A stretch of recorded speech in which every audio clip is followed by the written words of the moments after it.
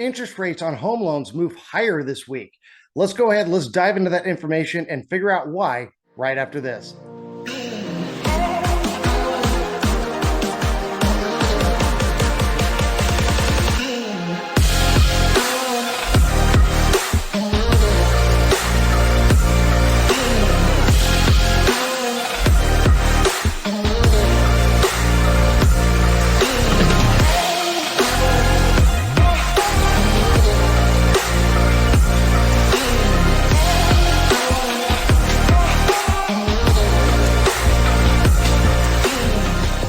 Hi there, and welcome back after the break, everybody. Mike Petras here, your Star Realtor of Star and the Treasure Valley, coming out with a weekly address here, which I would like to start doing, to where I'm going to go ahead and talk about interest rates here in the United States and really what is happening on a week-by-week basis with them and share them with you. So, of course, the rates did go up this week. Let's go ahead and let's dive into why that happened, and some of these answers might shock you a little bit. So let's go ahead and let's take a look.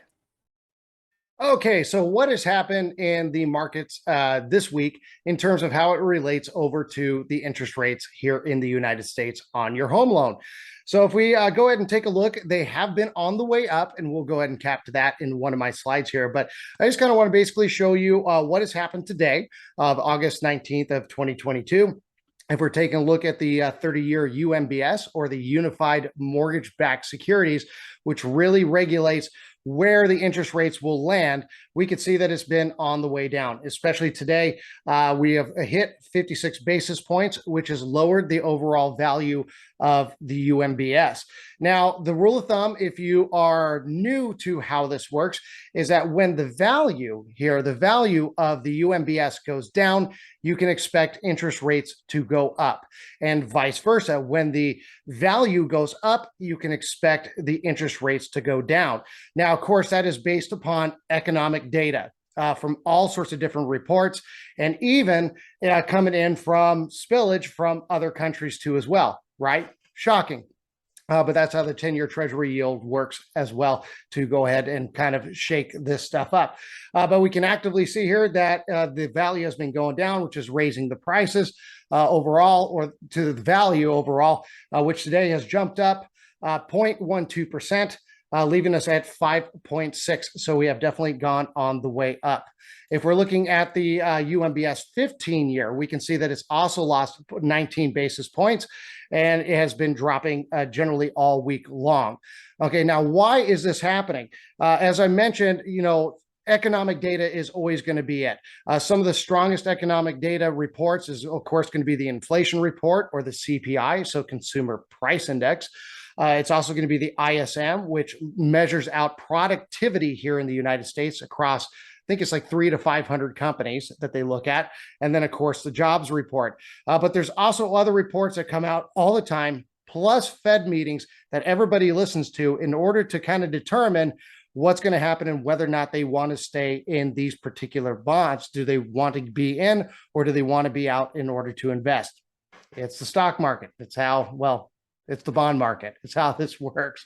So this week alone, the retail sales report did come out, and the Fed minutes were being paid attention to. Plus, the jobless claims data and the Philly Fed business outlook came in really, really stronger than they had expected. And of course, when strong economic data generally comes out, it generally pushes the rates higher. So that is a little bit of that's some of the reason as to why these rates have gone up. But I do want to just reiterate that the retail sales report and the Fed minutes really didn't have that much of an impact on the bonds market this particular week. But again, the jobless claims and the Philly Fed business outlook definitely came in stronger. And of course, the stronger economic data, once again, generally pushes the rates higher. But one other thing that happened was that the UK and Germany came out with their inflation reports, and they came in much higher than anticipated. And you're like, well, what does the UK and Germany, really have to do with us? Well, that comes into the 10-year Treasury yields I'm not, a stock bond guy. You might want to reach out and see, fully the correlation, between all of that and how it kind of spills over. But there is some spillage, from these countries when they're having difficult times that it does filter into the U.S. bond market. So thank you, UK, and thank you, Germany. It did help affect what was happening this week. So where do we stand for a 30-year fixed? Of course, again, we're standing at 5.660, which is up 0.12% today. And overall in the week, we're up 0.27%. But we're still down over the entire month, 0.12%. But we'll just have to keep monitoring all the data, the reports that come out, and see where this lands. A 15-year fixed, you can still get for 4.90, which is up 0.09% today. And on the week, up a quarter point. 30-year FHA sitting at about 5%, which is up 0.17 today and up on the week at 0.28%. And then, of course, there's jumbos sitting at 4.85%, 5-in-1 ARM sitting at 5.87%, and a 30-year VA sitting at 5.05% today, up 0.20% and up 0.30% over the week.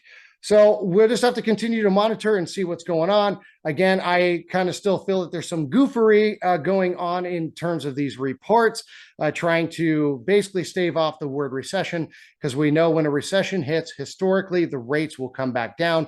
And are we definitively in a recession? Yes, we are.